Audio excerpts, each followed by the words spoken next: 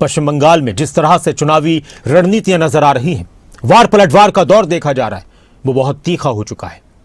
एक एक बात को लेकर एक दूसरे पर पुरजोर तरीके से प्रहार किया जा रहा है। पश्चिम बंगाल में कल पहले चरण की वोटिंग है।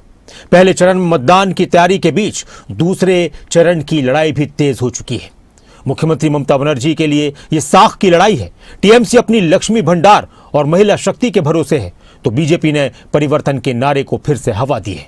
बीजेपी ने भी पूरी ताकत झोंक दी है। भ्रष्टाचार के आरोप और कानून व्यवस्था का मुद्दा बनाकर बीजेपी बंगाल की सत्ता का सूखा खत्म करना चाहती है, बंगाल में कमल खिलाना चाहती है। तो वहीं ममता बनर्जी ने कहा है कि ये सिर्फ एक चुनाव नहीं, ये आन बान शान की लड़ाई है। नए बंगाल की क्रांति का बिगुल बज गया है। बीजेपी दीदी की हैट्रिक या बंगाल में होगी परिवर्तन की लहर। सियासत का खेला, दावों का दंगल। एक तरफ ममता बनर्जी का मां माटी मानुष का किला है, महिला वोट आरक्षण बिल की गूंज है। दूसरी तरफ बीजेपी का सोनार बांग्ला का संकल्प। यहां पर टीएमसी जिस रास्ते पर चल रही है, उसका एजेंडा बहुत खतरनाक है। टीएमसी घुसपैठियों के लिए घुसपैठियों की सरकार बनाना चाहती है।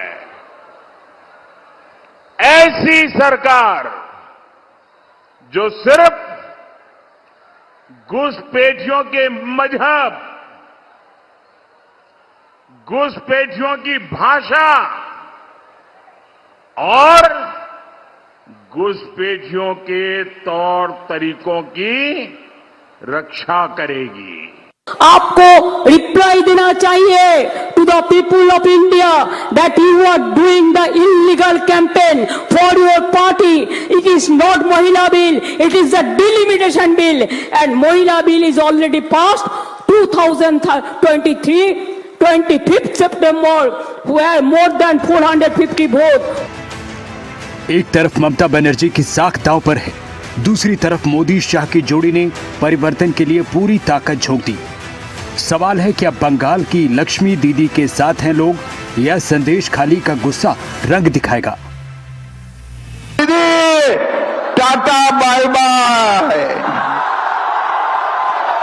आपका समय समाप्त हुआ है।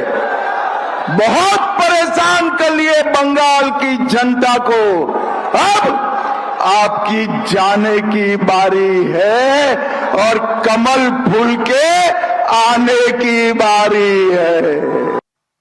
बोल दिया इलेक्शन का 24 घंटा पहले से कोई बाइक नहीं चढ़ेंगे। अरे बाइक में नहीं चढ़ेंगे तो घर जाएगा कैसे?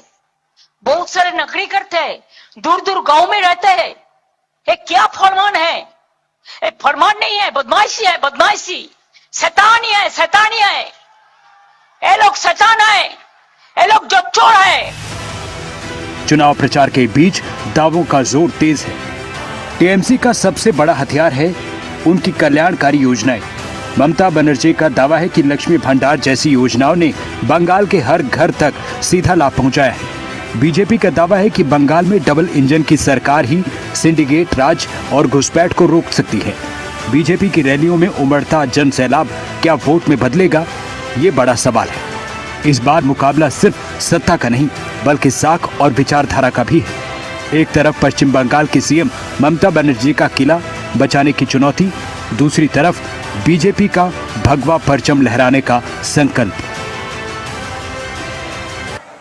और जो मैंने बंगाल के अंदर बहार देखी है, वर्तमान में जो उत्साह देखा है, परिवर्तन के प्रति जो एक लोगों के मन में एक हृदय की उद्गार देखने को मिला है, मैं कह सकता हूं पहले चरण के होने वाले चुनाव में 80% सीटें भारतीय जनता पार्टी जीतने जा रही है। और मैं कह सकता हूं जब 4 मई को परिणाम आएंगे तो बंगाल के अंदर भगवा ध्वज लहराया जाएगा। पहले फेज की वोटिंग 23 अप्रैल को 152 सीटों पर है। दूसरे फेज की वोटिंग 29 अप्रैल को 142 सीट पर है। पश्चिम बंगाल की 294 सीटों के लिए मतगणना 4 मई को होगी। बंगाल की धरती पर एक बार फिर खेला शुरू हो चुका है। 2021 चुनाव बीजेपी के लिए कड़वी यादों का रहा। 2026 की नई उम्मीदों के बीच बीजेपी और टीएमसी के बीच खाई और गहरी हो चुकी है। पहले फेज की सीटों पर होने वाला मतदान तय करेगा हवा का रुख। इस चुनाव में बड़ा मुद्दा वेलफेयर बनाम वादे का है।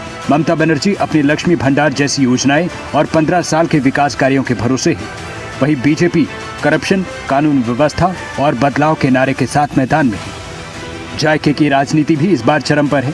पीएम मोदी ने झालमुड़ी और टीएमसी के माछ भात वाले तंजों ने चुनावी चर्चा को चटपटा बनाया है। जब बंगाल में मतदान केंद्रों पर हलचल शुरू होगी तो तस्वीर साफ होगी। क्या दीदी का जादू चलेगा या बीजेपी बंगाल के इतिहास में नया अध्याय लिखेगी? ब्यूरो रिपोर्ट, खबरें अभी